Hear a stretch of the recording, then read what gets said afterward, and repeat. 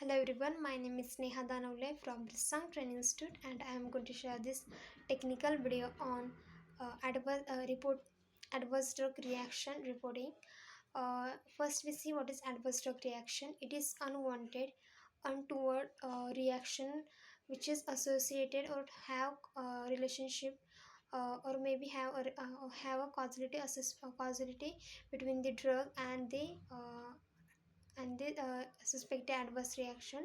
Then this adverse drug reaction reports that helps to manage the adverse drug reaction and helps to overview the adverse drug reaction.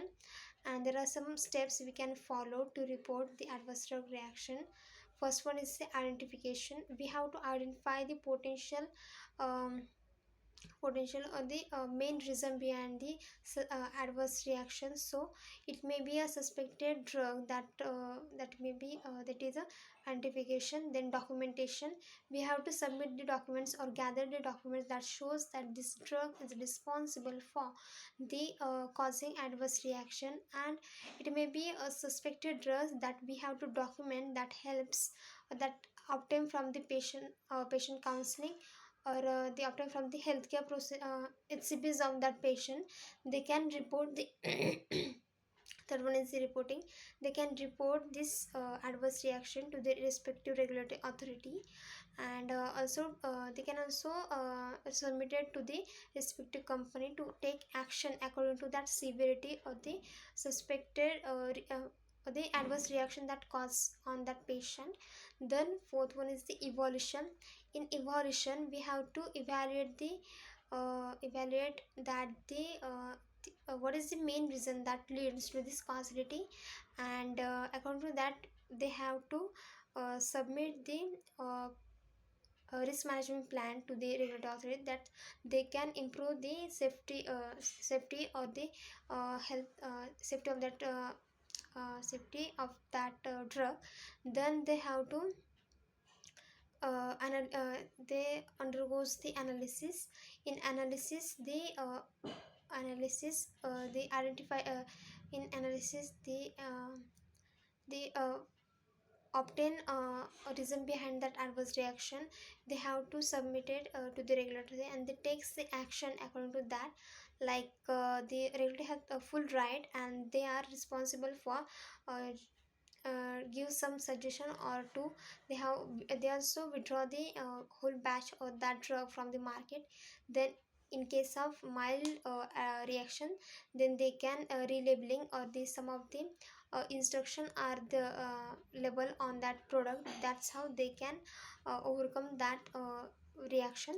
Then types of adverse drug reporting. First one is the spontaneous, in which the voluntary reports are submitted by the HCPs or the non-HCPs to the regulatory authority. And second one is the solicited reporting. It is organized data and it is obtained from the some patient monitoring programs or the disease management programs. Then third one is the literature. Some of the literatures that are published on the papers that was published mainly by the SCPs. That's also the type of reporting type of that reporting. uh, Gathering the reporting adverse drug reaction. Then some of the major elements that plays important role to minimize that risk. First one, we have to enhance the regulatory decision. Then we can provide the data to the regulatory authority to make a informed decision that leads to some safety potential. Then better product labeling are also there. Then up to date labeling they can use. Then also helps to make the re-labeling that helps to promote the use of that drug. Or the also give some leaflets that includes the additional interaction between that drug or any kind of food that leads to some consequences. Then we have to communicate that disease with the help of some internets. Then there are some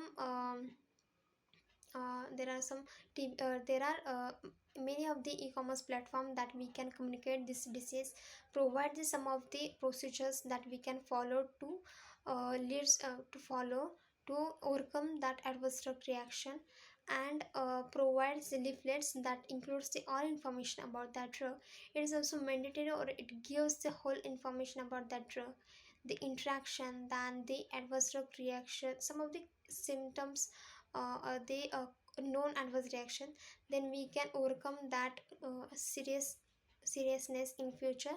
So it plays an important role to give some suggestions, or some of the uh, main measures to overcome the adverse drug reaction.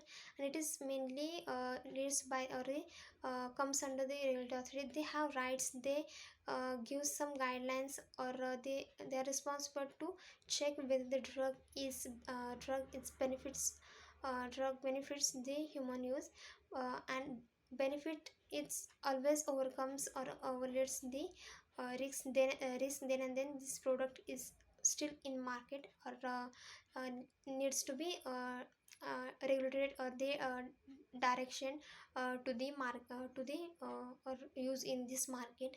That's all. Thank you.